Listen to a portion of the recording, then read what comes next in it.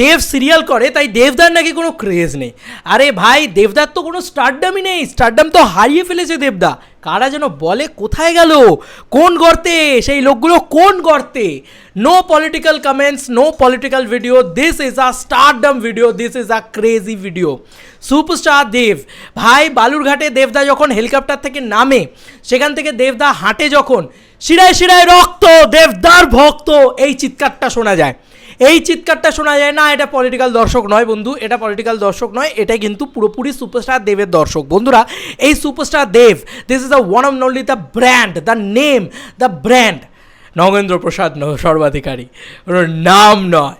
আরে remember the name, superstar Dev, সেই নগেন্দ্র প্রসাদ সর্বাধিকারী। তো আমার কোথাও গিয়ে না, মানে বারবার আমি যেহেতু মানে ডাই হার্টেডলি দেবদাকে ভালোবাসি, দেবদার ফ্যান, তো আমার একটা কথা বারবার বলতে ইচ্ছা করে, যতবার যে যে আসনে, যে যে জায়গায় দেব গিয়ে এই জিনিস করে আসবে, সেই জায়গার মানুষ বলবে yes, it is the superstar Dev craze.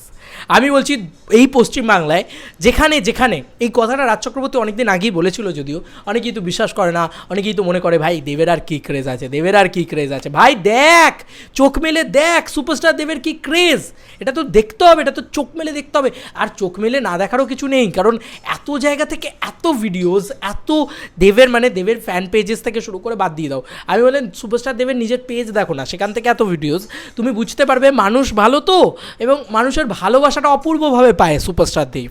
মানে আমি দেখছি শুধু, আচ্ছা চলো ঘাটাল আমি মেনে নিলাম, ঘাটাল তার নিজস্ব লোকসভা কেন্দ্র, আবার কিছু লোক তো একসময় মানে সুরুজ যখন লোক কাতারে কাতারে লোক হচ্ছিল, তখন বলছিল যে ভাড়া করা লোক নিয়ে যাচ্ছে।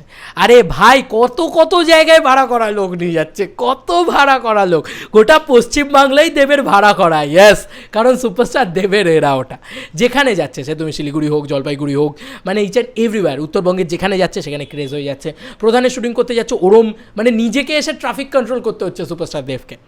তো দিস ইজ দ্য এরা অফ, কি বললাম, সুপারস্টার দেব। আবারও বলছি, দেবদা এমন একটা পার্সন যে এই লেভেলে নিজের এরাটাকে নিয়ে যেতে পেরেছে।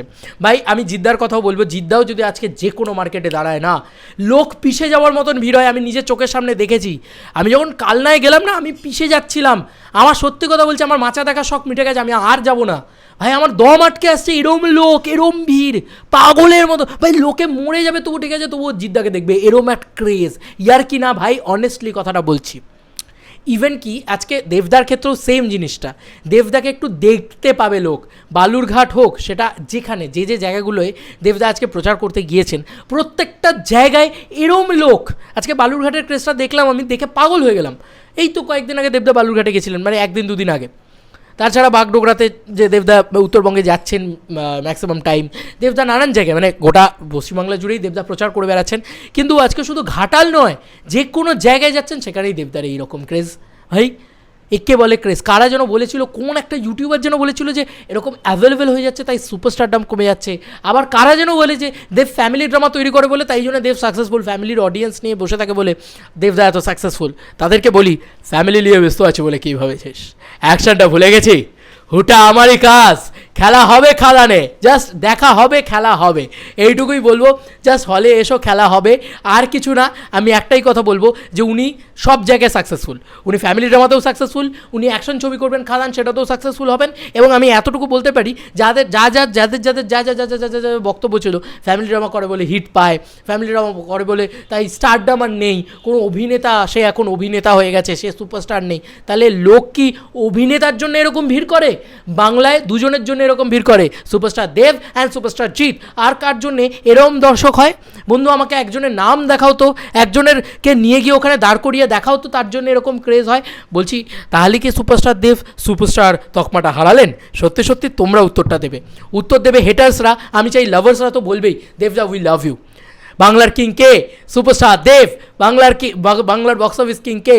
সুপারস্টার দেব। এই কথা তো হবেই, কিন্তু আমি শুধু বলছি সেটা তো যারা ফ্যান্স তারা বলবেই, বাট আমি বলছি যারা হেটার তারা বুকে হাত দিয়ে বলো, প্রত্যেকটা লোক এই যে প্রত্যেকটা জায়গা, এই হন্যে দুপুরে, এই গরম, এই তাপপ্রবাহ ভাই, তারপরেও লোকে এরকমভাবে ভিড় করছে কার জন্যে?